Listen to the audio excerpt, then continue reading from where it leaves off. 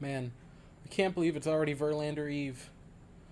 One more sleep and it'll be Verlandmas. It's a magical time. You made sure to leave out plenty of Taco Bell and M&M CDs for him, right? Hi, I'm Weston. I love talking about the Astros, and I'm here to talk about Game 111 of the regular season, where the Astros win 7-3 over the New York Yankees and tie the four-game set at one game apiece. While yesterday's game was a tight, contested contest with drama all the way through, this was the Astros beating the absolute tar out of the New York Yankees for 9 straight innings.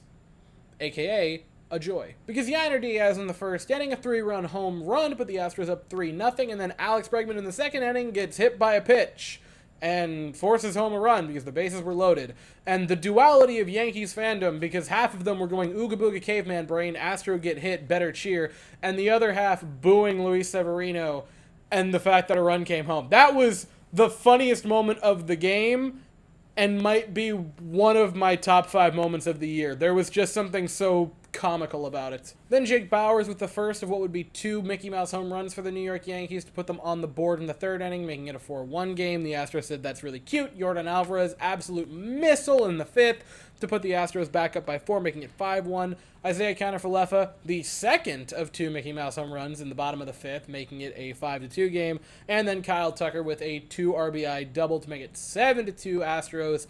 And finally in the 8th inning, off of Rafael Montero, Giancarlo Stanton would actually hit just an absolute, tank.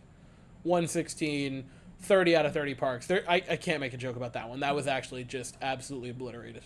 We'll start with pitching, and then we'll get to the offense in a moment, which does definitely need to be talked about. But starting with Hunter Brown, he pitched really, really well, and he would have had a unbelievable night had you been in literally any other Major League Baseball stadium.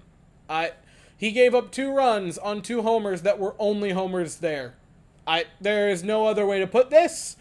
He would have had 6 shutout anywhere else in America. Anywhere, pick one, and it would have been 6 shutout. But he happened to be the unlucky guy pitching in Yankee Stadium tonight and gave up 2 flyouts that just happened to be homers, putting 2 runs on his ledger. He pitched really well, and I think it was even funnier to find out the quote afterwards of Dusty Baker being asked if he gave him a pep talk about pitching in Yankee Stadium and just went, nah, streets have him, he's ready. And then you talk about Hector Neris, and I feel as though Hector Neris came to a conclusion at some point this year of like, hey, I pitch better under stress, and then just decided to allow multiple base runners to start an inning without any outs so he can come back, throw in some electric strikeouts, and get out of the inning cleanly, which, cool. Rafael Montero, for a brief moment, looked like he was going to have possibly one of his best outings of the season. Gets a couple of strikeouts, gets up 0-1, and then the Stanton absolute just monster. So close. So very close, but it was only 1 run, so you can kind of live with it. And then you have Ryan Presley, who can boast that he did have a shutout inning in the 9th. Gave up 3 hard-hit balls and a pair of base runners, but it was a shutout inning. And then we talk about the offense. Oh, the sweet, sweet offense. Look at her. She's so beautiful. The lineup was as perfect as it is going to be for this season, and I want that to be the batting order rolled out on a near nightly basis. I understand that tomorrow you're probably going to have Marlo Donato catching Verlander, which is fine.